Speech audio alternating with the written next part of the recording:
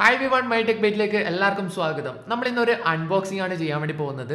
Zebronics ബ്രാൻഡിന്റെ max plus എന്ന് പറഞ്ഞിട്ടുള്ള ഒരു മെക്കാനിക്കൽ കീബോർഡാണ് നമ്മൾ അൺബോക്സ് ചെയ്യാൻ വേണ്ടി പോകുന്നത്. സോ ഇതിന്റെ പ്രൈസ് വരുന്നത് 2700 രൂപയാണ്. അപ്പം കഴിഞ്ഞ ദിവസം തന്നെ ഞാൻ ഇൻസ്റ്റാഗ്രാമിൽ ഒരു വലിയൊരു ബോക്സിന്റെ ഒരു സ്റ്റോറി ഇട്ടിട്ടുണ്ടായിരുന്നു. അപ്പോൾ അത് കണ്ടിട്ട് ഒരുപാട് പേര് ചോദിച്ചിട്ടുണ്ട് എന്താണ് സ്പീക്കർ ആണെന്നൊക്കെ ഒരുപാട് പേര് മെസ്സേജ് അയച്ചിട്ടുണ്ടായിരുന്നു. അപ്പം ആ ഒരു ബോക്സിൽ നമ്മുടെ ഈ ഒരു കീബോർഡ് തന്നെയാണ് ഉണ്ടായത്. അപ്പം നമ്മളിന്ന് ഇതിൻ്റെ ഒരു അൺബോക്സിങ് വീഡിയോ ആണ് ചെയ്യാൻ വേണ്ടി പോകുന്നത്. അപ്പം ഇവിടെ എൻ്റെ കയ്യിലുള്ളത് ബ്ലൂ കളർ കീസ് ആയിട്ടുള്ള ഒരു മെക്കാനിക്കൽ കീബോർഡ് തന്നെയാണ്. സോ നമ്മുടെ മെക്കാനിക്കൽ കീബോർഡിൽ തന്നെ ഒരുപാട് ടൈപ്പ് ആയിട്ടുള്ള കളർ കീസ് അവൈലബിൾ ആയിട്ടുണ്ട്. Brown, black, red, blue. അപ്പം ഇവിടെ എൻ്റെ കയ്യിലുള്ളത് ബ്ലൂ കളർ കീ തന്നെയാണ്. സോ നമുക്ക് ഇത് അൺബോക്സ് ചെയ്തിട്ട് ഇതിൻ്റെ പെർഫോമൻസും കാര്യങ്ങളൊക്കെ നോക്കാം. സോ ഇതാണ് ബോക്സ് വരുന്നത്.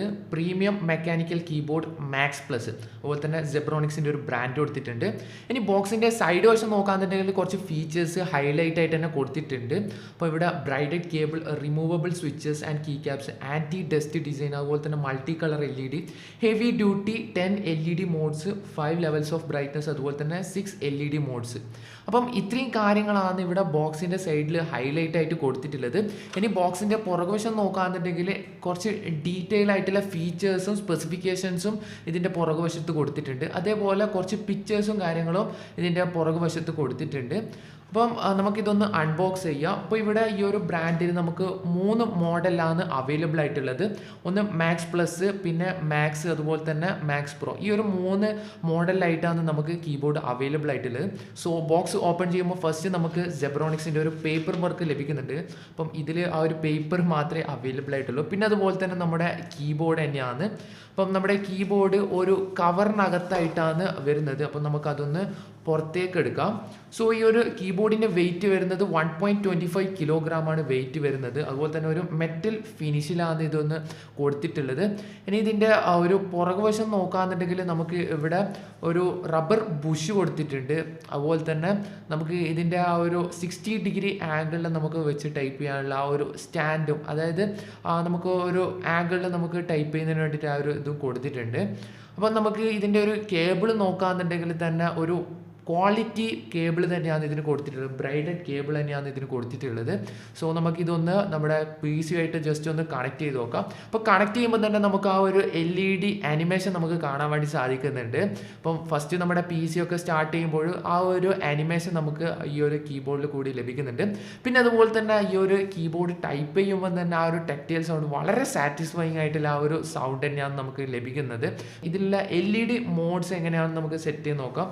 സോ ഇവിടെ ഫങ്ഷൻസ് ക്ലിക്ക് ചെയ്തതിന് ശേഷം നമുക്ക് ഇവിടെ 6 ബട്ടൺസ് ഇവിടെ കാണാൻ വേണ്ടി സാധിക്കും. അപ്പോൾ ഓരോന്ന് പ്രസ് ചെയ്ത് നോക്കാന്നുണ്ടെങ്കിൽ നമുക്ക് ഓരോരോ ഫങ്ഷൻസ്, അതായത് ഓരോരോ LED മോഡ്സ് നമുക്ക് എനേബിൾ ചെയ്യാൻ വേണ്ടി പറ്റും. അതുപോലെ തന്നെ ഡിഫറെൻ്റ് ആയിട്ടുള്ള നമുക്ക് LED മോഡ്സ് ഇതിൽ അവൈലബിൾ ആയിട്ടുണ്ട്. അപ്പോൾ ഇവിടെ ഒരു ഫെയ്ഡ് ആയിട്ടുള്ള ഒരു സംഭവം, ഈ ഒരു മോഡ് നമ്മളെ ഗെയിമേഴ്സിനെ കോൺസെൻട്രേറ്റ് ചെയ്ത് അല്ലെങ്കിൽ ഫോക്കസ് ചെയ്തിട്ടുള്ള ഒരു മോഡ് തന്നെയാണ് ഇവിടെ കൊടുത്തിട്ടുള്ളത്. പിന്നെ അതുപോലെ തന്നെ നെക്സ്റ്റ് നോക്കാന്നുണ്ടെങ്കിൽ നമ്മൾ ഓരോരോ കീ പ്രസ് ചെയ്യുമ്പോൾ നമുക്ക് ലൈറ്റ് ബ്ലിങ്ക് ചെയ്യുന്ന ആ ഒരു മോഡ് തന്നെയാണ്. അപ്പോൾ ഇങ്ങനെ ടോട്ടലായിട്ടും ഇവിടെ 10 LED മോഡ്സ് തന്നെയാണ് ഈ ഒരു ഇതിൽ വരുന്നത്. പിന്നെ അതുപോലെ തന്നെ നമ്മൾ ഈ ഒരു കീബോർഡിൽ 104 കീ ആണ് വരുന്നത്. നെക്സ്റ്റ് ഇനി നമ്മുടെ മെക്കാനിക്കൽ കീബോർഡും അതുപോലെ തന്നെ മെബ്രെയിൻ കീബോർഡിലെ സൗണ്ട് ജസ്റ്റ് ഒന്ന് ഒരു കമ്പാരിസൺ നോക്കുകയാണെന്നുണ്ടെങ്കിൽ നമ്മുടെ മെക്കാനിക്കൽ കീബോർഡിൽ നല്ലൊരു ടെക്ടൈൽ സൗണ്ട് നമുക്ക് ഈ ഒരു കീബോർഡിൽ ലഭിക്കുന്നുണ്ട്. അതുപോലെ തന്നെ നമ്മുടെ മെബ്രെയിൻ കീയിൽ നമ്മൾ കുറച്ചൊന്ന് ഹാർഡ് പ്രസ് ചെയ്യേണ്ടതായിട്ട് തന്നെ വരുന്നുണ്ട്.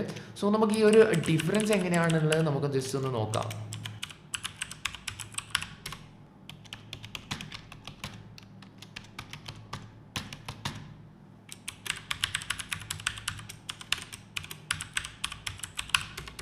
ഇതിന് മുന്നേ ഞാനൊരു മെംബ്രെയിൻ കീബോർഡാണ് യൂസ് ചെയ്തിട്ടുണ്ടായിരുന്നത്. മൈക്രോസോഫ്റ്റിൻ്റെ ഒരു മെംബ്രെയിൻ കീബോർഡ് തന്നെയാണ്.